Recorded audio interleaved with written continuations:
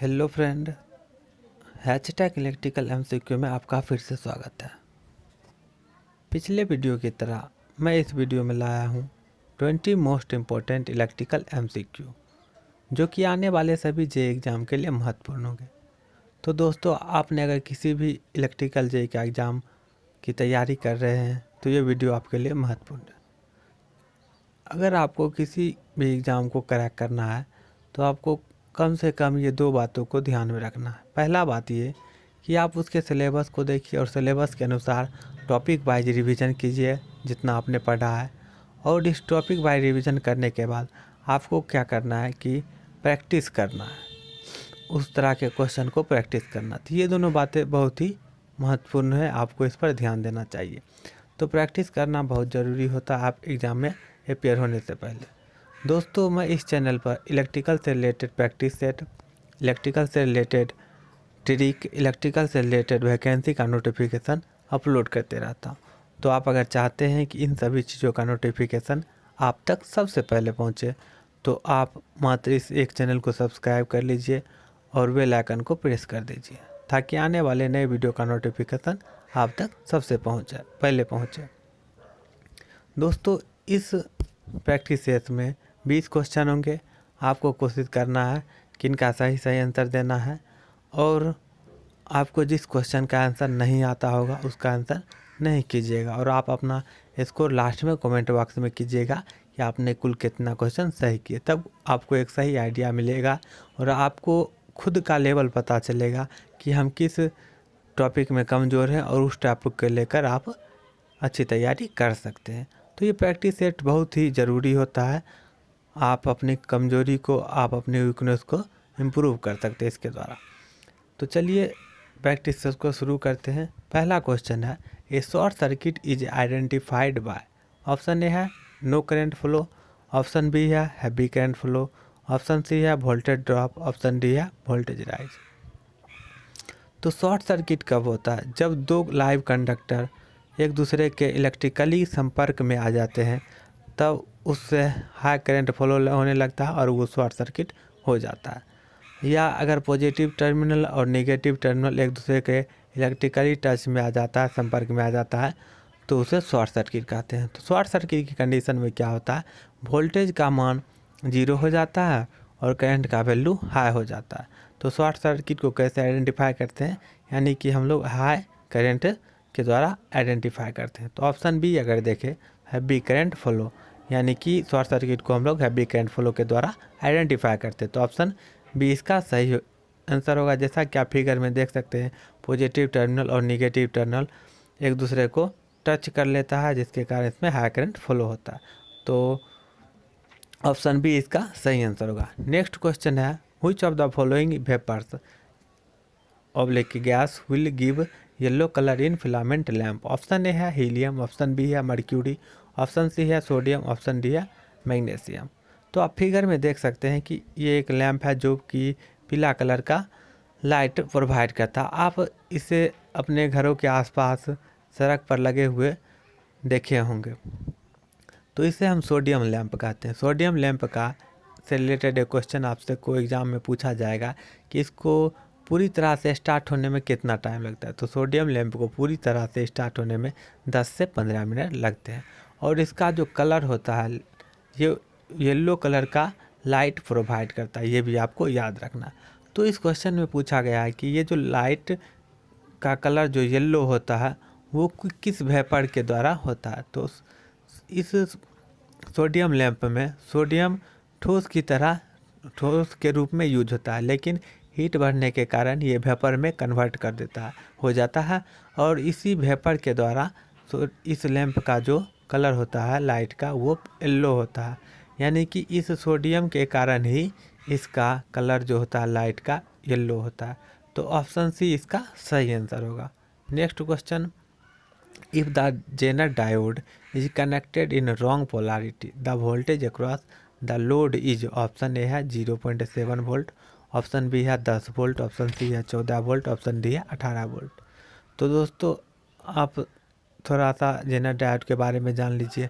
Jenner diode को अगर हमको ऑपरेट करना होता है तो इसको हम रिवर्स बायस में कनेक्ट करते हैं और जेनर डायोड को हम लोग वोल्टेज सोर्स की तरह यूज करते हैं, क्योंकि ये ब्रेक डाउन रीजन में काम करता है और ब्रेक डाउन रीजन में ये कांस्टेंट वोल्टेज की तरह वर्क करता है। तो अगर क्वेश्चन में पूछा गया अगर जेनर डायोड को पोलैरिटी रॉन्ग कनेक्शन करते हैं, यानी कि हम लोग इसको जनरली निगेटिव बायस करते हैं यानी रिवर्स बायस करते हैं, अगर इसको हम फॉरवर्ड बायस कर दें तब क्या होगा। तो अगर इसको हम फॉरवर्ड बायस कर दें तो ये जनरल डायोड की तरह वर्क करने लगेगा, यानी कि जनरल डायोड फॉरवर्ड बायस में क्लोज स्विच की तरह कार्य करता है और इसके अक्रॉस जो वोल्टेज ड्रॉप होता है वो 0.7 वोल्ट होता है। तो यदि हम जेनर डायोड को रॉन्ग पोलैरिटी के साथ कनेक्ट कर दे तो ये फॉरवर्ड बायस में हो जाएगा और फॉरवर्ड बायस में ये क्लोज स्विच की तरह कार्य करेगा और इसके अक्रॉस जो वोल्टेज ड्रॉप होगा वो 0.7 वोल्ट होगा। और इसी के अक्रॉस आप फिगर में देख सकते हैं लोड लगा हुआ है, तो जितना इसके अक्रॉस वोल्टेज होगा उतना ही लोड के अक्रॉस वोल्टेज होगा, यानी लोड के अक्रॉस भी 0.7 वोल्ट होगा अगर इसको हम रॉन्ग पोलैरिटी के साथ कनेक्ट करते हैं। तो ऑप्शन ए इसका सही आंसर होगा, ऑप्शन ए 0.7 वोल्ट। दोस्तों आपसे एक रिक्वेस्ट है कि आप वीडियो को लाइक कीजिए या नहीं कीजिए, लेकिन आप इस वीडियो को अपने लिए पूरा देखिए और लास्ट में आप अपना स्कोर कमेंट बॉक्स में ज़रूर लिखिएगा। चलिए नेक्स्ट क्वेश्चन की ओर। Two waves of the same frequency have opposite phase when the phase angle between them is. Option A है 270, ऑप्शन बी है 90, ऑप्शन सी है 180, ऑप्शन डी है 360। तो दो अगर वेव हैं सेम फ्रीक्वेंसी को तो वो अपोजिट फेज में तब होते हैं जब उनके बीच के फेज एंगल 180 डिग्री होता है। जैसा कि आप फिगर से देख सकते हैं दोनों के बीच अगर 0 डिग्री का फेज एंगल है तो वो दोनों सेम फेज में होंगे। अगर दोनों के बीच 180 डिग्री का फेज एंगल है तो वो दोनों अपोजिट फेज में होंगे। तो ऑप्शन सी इसका सही आंसर होगा 180 degree. Next question, Which of the following generating station has the minimum running cost? Option A है hydro electric station, option B है nuclear power station, option C है thermal power station, option D है diesel power station. तो इस question का मैं आशा करता हूँ कि आप लोगों ने सब सही आंसर किया होगा। तो अगर हम हाइड्रो इलेक्ट्रिक स्टेशन की बात करें तो इसमें जो फ्यूल होता है यानी कि इसमें जो फ्यूल होता है वो वाटर होता है। तो वाटर जो होता है इजीली अवेलेबल होता है और इसका कोई कॉस्ट नहीं होता लगता है। तो सबसे मिनिमम रनिंग कॉस्ट जो होता है वो हाइड्रो इलेक्ट्रिक पावर स्टेशन का होता है, क्योंकि इसमें जो वाटर होता है उसका पोटेंशियल एनर्जी को कन्वर्ट किया जाता है मैकेनिकल एनर्जी में और मैकेनिकल एनर्जी को इलेक्ट्रिकल एनर्जी में कन्वर्ट किया जाता है। तो ऑप्शन ये इसका सही आंसर होगा hydro electric station. Next question, two alternators are running in parallel if the excitation of the one of the alternator is changed, then option A है active component will be changed, option B है vibration will occur in the alternator, option C है alternator which will run as the motor, option D है wattless component will change। तो alternator में हम लोग generally दो तरह के सप्लाई देते हैं। एक देते हैं मैकेनिकल सप्लाई जो कि हम लोग को रोटर को मैकेनिकल पावर देते हैं जो कि रोटर को हम लोग प्राइम मूवर से घुमाते हैं, ठीक। और दूसरा जो होता है पावर वो एक्साइटेशन देते हैं हम लोग। तो अगर क्वेश्चन में पूछा गया अगर हम लोग एक्साइटेशन को चेंज करेंगे तो क्या होगा, तो अगर हम प्राइम मूवर पे जो पावर देते हैं उसको हम चेंज करेंगे तो उससे एक्टिव पावर चेंज होता है, और वही जब हम एक्साइटेशन को चेंज करेंगे तो उससे जो होता है वाटलेस पावर चेंज होता है। तो दोनों बात आपको याद रखना है। अगर हम प्राइम मूवर के सप्लाई को चेंज करते हैं तो एक्टिव कंपोनेंट चेंज होगा, और वही अगर एक्साइटेशन पावर को हम लोग चेंज करते हैं तो वाटलेस कंपोनेंट चेंज होगा। तो ऑप्शन डी इसका सही आंसर होगा, wattless component will change. Next question, what is connected load. Option A है install electrical load in the premises of the consumer, option B है maximum load a consumer draws, option C है load drawn by the consumer at any instant, option D है none of the above.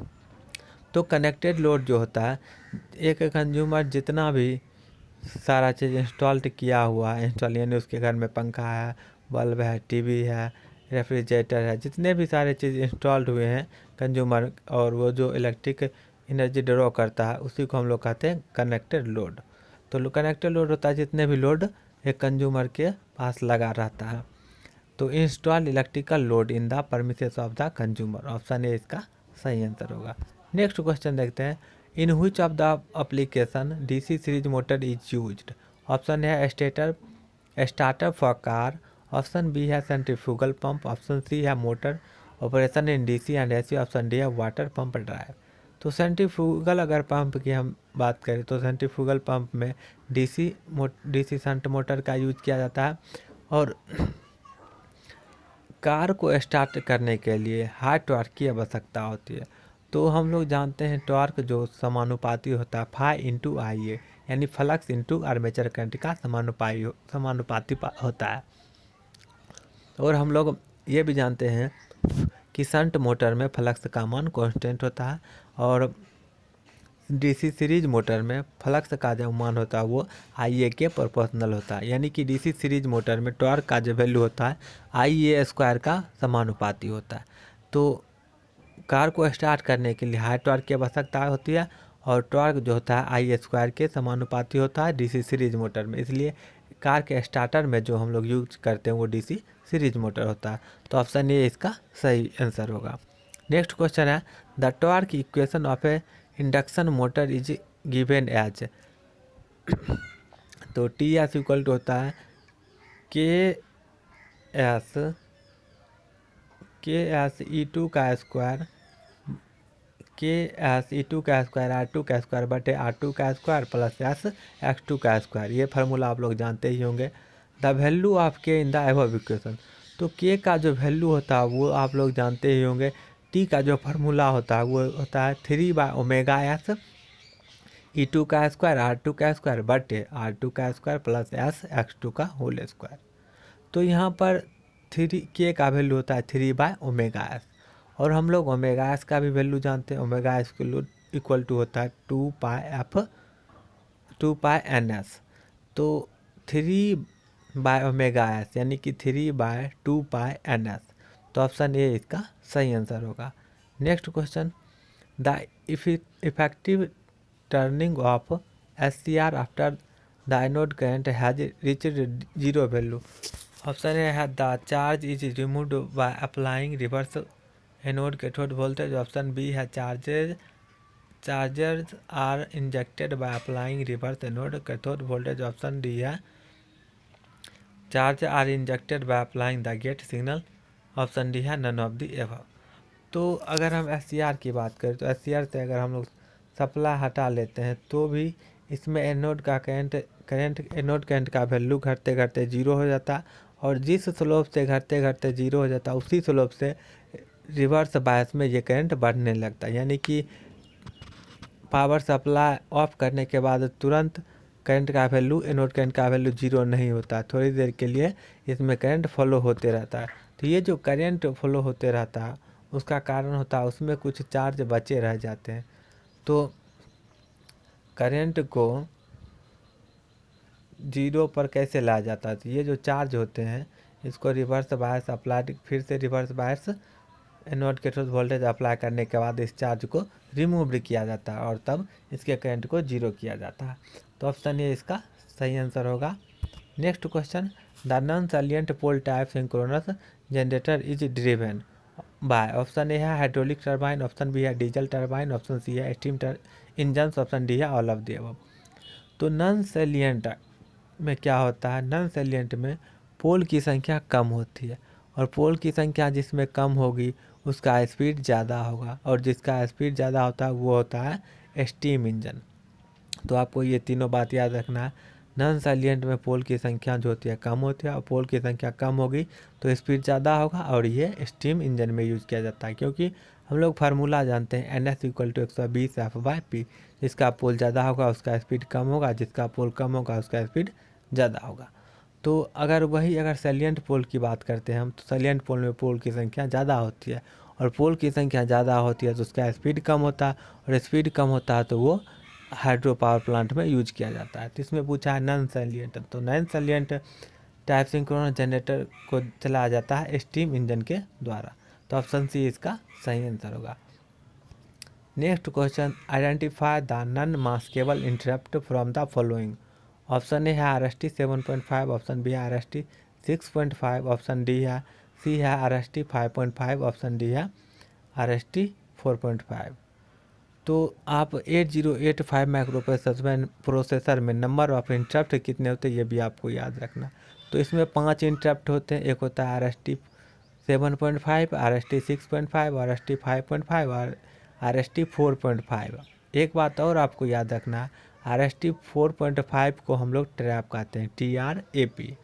और एक interrupt होता है INTR। तो पांचों आपको याद रखना है। 4 इस ऑप्शन में दिए हुए हैं, एक होता है INTR। एक क्वेश्चन और आपको याद रखना है कि जिसके आगे डिजिट लिखा रहेगा, जैसे are S T 7.5, are S T 6.5, are S T 5.5, are S T 4.5 या आर एस टी 4.5 को हम लोग ट्रैप भी कहते हैं। तो ये सारे जो होते हैं वेक्टर्ड इंटरप्ट होते हैं। इससे रिलेटेड भी आपको क्वेश्चन पूछा जाता है, बहुत सारे ऑप्शन दे देगा, आपको पूछेगा इनमें से कौन वेक्टर्ड इंटरप्ट है। तो जिसमें डिजिट लगा रहता है वो सारे होते हैं वेक्टर्ड इंटरप्ट। क्योंकि आर एस टी 4.5 को ट्रैप भी लिखा रहता है, तो आपको ये भी याद रखना ट्रैप भी वेक्टर्ड ही होता है। लेकिन अगर INTR की बात करें तो वो वेक्टर्ड नहीं होता। लेकिन इस क्वेश्चन में पूछा गया इसमें कौन नॉन मास्केबल होता है। तो नॉन मास्केबल जो होता है वो होता है ट्रैप, यानी कि आर एस टी 4.5। तो ऑप्शन डी इसका सही आंसर होगा। और बाकी सब जितने भी इंटरप्ट होंगे 8085 में वो सब मास्केबल होंगे। तो मैंने इससे रिलेटेड जितने भी पॉइंट बताए हैं आपको याद रखना है, क्योंकि इससे भी क्वेश्चन पूछे जाते हैं। Next question, which of the following circuit element store energy in electromagnetic field. Option A है इंडक्टर, ऑप्शन बी है कंडेंसर, ऑप्शन सी है वेरिएबल रेसिस्टर, ऑप्शन डी है कैपेसिटर। तो अगर हम इंडक्टर और कैपेसिटर की बात करें तो दोनों जो है एनर्जी को स्टोर करता है। लेकिन इंडक्टर जो है मैग्नेटिक फील्ड में एनर्जी स्टोर करता है और कैपेसिटर इलेक्ट्रिक फील्ड में एनर्जी स्टोर करता है। तो क्वेश्चन में पूछा गया है कौन मैग्नेटिक फील्ड में इलेक्ट्रिक को स्टोर करता है। तो मैग्नेटिक फील्ड में इलेक्ट्रिक एनर्जी को स्टोर करता है वो होता है इंडक्टर, और इलेक्ट्रिक फील्ड में कैपेसिटर। तो इसका सही आंसर जो हो जाएगा वो हो जाएगा इंडक्टर। तो आपको दोनों का एनर्जी जो स्टोर करता है उसका फार्मूला भी याद होना चाहिए। तो कैपेसिटर में होता है हाफ CV² और इंडक्टर में होता है half LI²। Next question, the DC gain of A system represented by the transfer function 12/s into S plus 2 into S plus 3 is. Option A है 5, ऑप्शन बी है 10, option C है 1, option D है 2। दोस्तों ये बहुत ही simple question है। बस आपको मालूम होना चाहिए कि अगर कोई ट्रांसफ़र फंक्शन दिया हुआ है तो उसका DC गेन कैसे फाइंड करते हैं। तो DC गेन फाइंड करने के लिए आपको सिंपली s का वैल्यू 0 कर देना है। तो आप अगर इस ट्रांसफ़र फंक्शन में s का वैल्यू 0 करेंगे तो 12/2 गुना 3 यानी 12/6 इक्वल टू 2। इसका सही आंसर होगा option D. Next question, a Schottky diode is. Option A है majority carrier device, option B है minority carrier device, option C है fast recovery diode, option D है both a majority and minority charge carrier. तो Schottky diode जो होता है वो एक, अगर हम जनरल डायोड की बात करें तो उसमें P टाइप और N टाइप होता है। लेकिन अगर शॉटकी डायोड की बात करें तो शॉटकी डायोड में क्या होता है, P टाइप को हम लोग रिप्लेस कर देते हैं एक मेटल से। वो मेटल जनरली एल्युमिनियम होता है या प्लेटिनम होता है या सिल्वर होता है, लेकिन जनरली हम लोग एल्युमिनियम का यूज करते हैं। तो इसको हम लोग AL और N टाइप डायोड भी कहते हैं, क्योंकि इसमें P टाइप की जगह एक मेटल का यूज किया जाता है। तो मेटल में इलेक्ट्रॉन्स होते हैं, होल्स नहीं होते हैं। तो इसमें जो ये जो डायोड होता है मेजॉरिटी चार्ज कैरियर डिवाइस होता है। तो ऑप्शन ए इसका सही आंसर होगा majority charge carrier. Next question, which of the following is a 2 terminal 3 layer device. Option है BJT, ऑप्शन बी है पावर डायोड, ऑप्शन सी है मॉसफेट, ऑप्शन डी है नन ऑफ दी एबव। तो BJT 3 terminal device होता है। अगर power diode की बात करें तो पावर डायोड में टर्मिनल 2 होता है लेकिन लेयर 3 होगा। और वही जनरल डायोड की बात करें तो उसमें 2 लेयर होता है और 2 टर्मिनल होता है। लेकिन पावर डायोड में 3 लेयर होता है और 2 ही टर्मिनल होते हैं। इसमें एक एक्स्ट्रा लेयर होता है N- रीजन। इस रीजन को हम लोग ड्रिफ्ट रीजन भी कहते हैं। तो इसमें पूछा गया 2 टर्मिनल और 3 लेयर। तो 2 टर्मिनल और 3 लेयर पावर डायोड में होता है। पावर डायोड और जनरल डायोड में कंस्ट्रक्शन के अनुसार अगर देखें तो उसमें एक ही डिफरेंस होता है, उसमें पी एन माइनस लेयर जो होता है ये पी प्लस और एन प्लस लेयर के बीच में इंट्रोड्यूस किया जाता है। और ये जो होता है पावर डायोड का रेटिंग, करेंट रेटिंग और वोल्टेज रेटिंग जनरल डायोड की तुलना में ज़्यादा होता है। ये 5 जनरल डायोड की तुलना में इसका पावर रेटिंग और करंट वोल्टेज रेटिंग और करंट रेटिंग ज़्यादा होता है।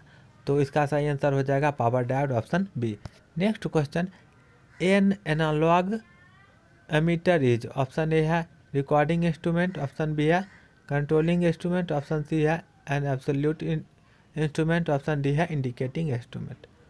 तो एमीटर जो होता है एनालॉग एमीटर वो एक इंडिकेटिंग इंस्ट्रूमेंट होता है।